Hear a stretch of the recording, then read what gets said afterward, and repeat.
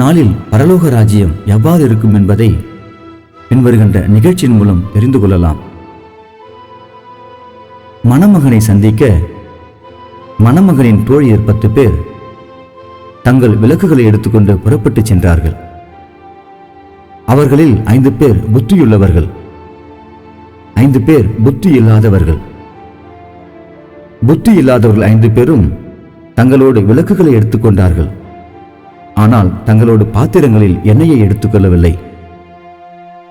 புத்தியுள்ளவர்கள் மாறாக தங்கள் விளக்குகளோடு பாத்திரங்களில் எண்ணெயையும் எடுத்துக்கொண்டார்கள். மணமகன் வர தாமதமாகவே அனைவரும் தூக்க மயக்கத்தில் உறங்கிவிட்டனர்.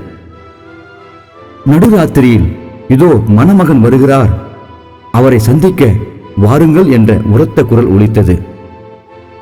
மணமகனின் தோழியர் அனைவரும் எழுந்து தங்கள் விளக்குகளை ஒழுங்குபடுத்தினர்.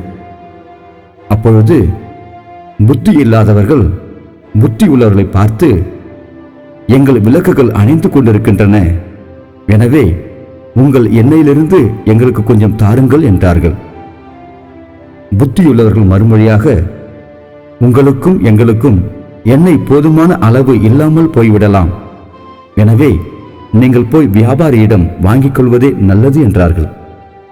அவர்களும் எண்ணெய் வாங்க புறப்பட்டு சென்றார்கள். அப்பொழுது மணமகன் வந்துவிட்டார். ஆயத்தமாயிருந்தவர்கள் அனைவரும் அவரோடு திருமண மண்டபத்திற்குள் நுழைந்தார்கள். கதவும் அடைக்கப்பட்டது.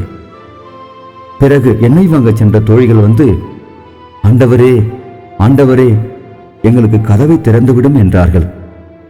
மணமகன் மறுமொழியாக, உங்களை எனக்கு தெரியாது என்று மெய்யாகவே சொல்லுகிறேன் என்றார். எனவே விழிப்பாயிருங்கள், ஏனெனில் மணமகன் வரும் நாளோ நாழிகையோ உங்களுக்கு தெரியாது. மத்தேயு எழுதின நற்செய்தி 25ஆம் அதிகாரம் வசனங்கள் 1 முதல் 13 முடிய.